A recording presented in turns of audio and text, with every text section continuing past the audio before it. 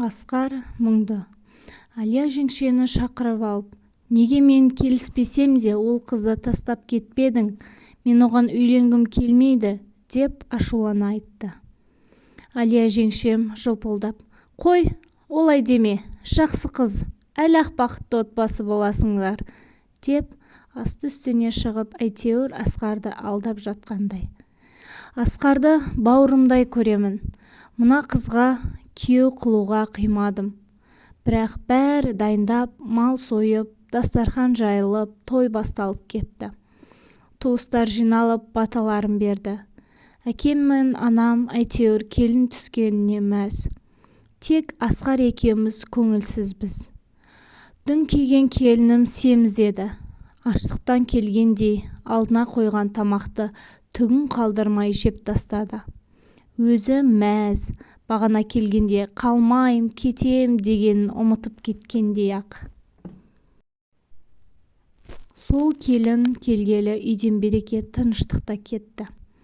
Мен оқу оқып жүргенде алып қашудың құрбаны болдым. Ізімнен қуып келгендердің бірі Әлия жеңгем еді. Соны суқаным сүймейді. Мен қалмаймын деп қарсылық көрсетсем де Әлия жеңгем, қазір кетсең әкең мен шешеңнің соры боласың. Олар ұяттан өледі, тек қалады. Мына үйден кетсең жолың болмайды, деп миымды улады. Кейіннен білдім ғой, Әлия жеңгемнің туыстары екенін. Сол кезде кетпегенім үшін өкінемін. Барған жерім мені келін емес, күң сияқты қарайтын надан отбасы еді. Бәрібір ол үйден 3 жылдан соң өзімді сүйреп қаштым. Мен келін болған соң көп ұзамай әкем аттан құлап ауырды. Түскен ауруханада диагнозына қатысы жоқ уколды салып, жүректен кетті. Содан ол мәселені шешеміз деп Асқар екеуміз көп жүгірдік. Тек дәрігер жұмыстан шығарылып, ешқандай жаза қолданбады. Әкем солай дәрігердің қателігінен өліп кетті. Сол аралықта арсыз келінім үйде көрші еркектерді қабылдап жүр екен. Асқар үйде көп болмады. Сот деп қалада жүрді. Ақша жетпей ауылдағы малды тастап, қаладан стройкадан жұмыс істеді. 2 айда бір ауылға барып, ақша салып отырды.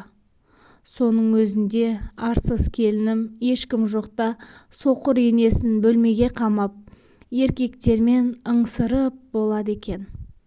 Шешемнің құлағы естиді. Ашуланып келініне, жүгіңді жинап үйден кет, ертең Асқар келсе ұят қылығыңды айтамын, деп ұрысқан. Сөйтсе, бас салып келінім шешемді төмпештеп, айтып көр осыдан, тұншықтырып өлтіріп тастаймын, сені де шалыңның артынан кетіремін. Сен кімсің сонша, соқыр неме, деп ұрсыпты. Анама қосылып өзім де жыладым.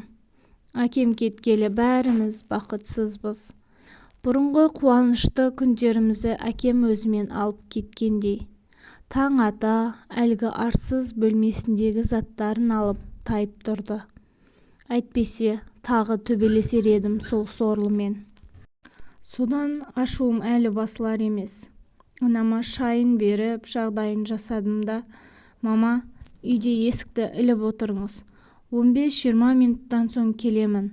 Бір шаруам бар, деп үйден шықтым. Әлгі сұр жылан үйге кіріп кететіндей көрінді. Неше жылғы ашуымды шығарып Әлия жеңгемнің үйіне тарттым. Әкемнің туған інісінің әйелі ғой. Барсам шай ішіп, дастарханнан енді тұрғалы жатыр екен. Ағаммен амандасып болып, Әлия жеңгеме қарап, айтыңызшы жеңше, бізде қалған қандай өшің бар? Саған не жазып қойдық? Деп ұрысты бастадым. Ол түк болмағандай, үйбай көтек, мына қыз не сандырақтап тұр? Жеңше, күштеп Асқарға жәлеп қатын әпердің. Мені күштеп өз туыстарының отбасына келін қылдың. Сенің бейшара туыстарың мені адам құрлы көрмей, ішімдегі баламды ұрып өлтірді. Дүниеге келмеген сәбиімнің не кінәсі бар еді? ал ана жәлеп келінің осы күнге дейін анамды ұрып-соғып, әр еркекпен үйде тыр жалаңаш итерісіп жүрген қалай білмедің сен, деп айғайлап жыладым.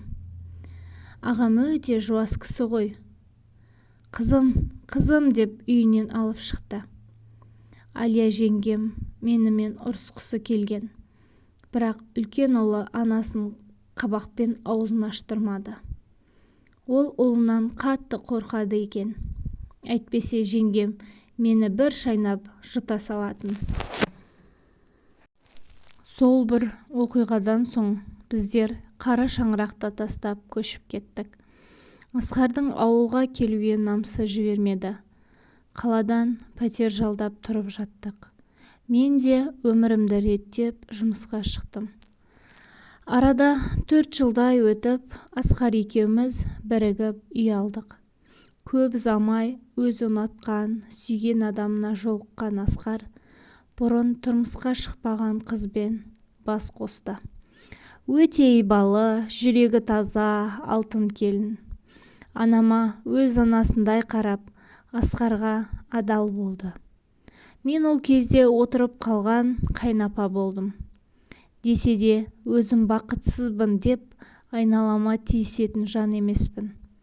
Келінімді келін емес, сіңлімдей көріп, тату отбасы болдық. Арадағы 2 жыл салып, мен де жағдайымды түзетіп, бұрын үйленбеген еркекпен бас қостым. Қазір шүкір бақытты отбасы болдық. 2 ұлым бар, келінім де 2 ұлы бар. Әрбір мерекеде бас қосып, кездесіп тұрамыз. Жақында ауылға қара шаңыраққа әкеме ас беруге бардық. Әбден ескірген. Ол үйді ешкім алмады. Сол күйі әлі тұр. Бақытты балалық шақтың куәсі болған үйіміз еді. Асты әкемнің інісінің үйіне бердік. Алия жеңешем жүр, аяғын сылтып басып. Аяғы ауыратын дертке шалдыққан өзі айтып жатты. Баяғыдай зыпылдап сөйлеуін доғарыпты. Қанша жерден бәрін ұмыттым десе де, Алия жеңгемді көрген сайын ішім қан жылайды.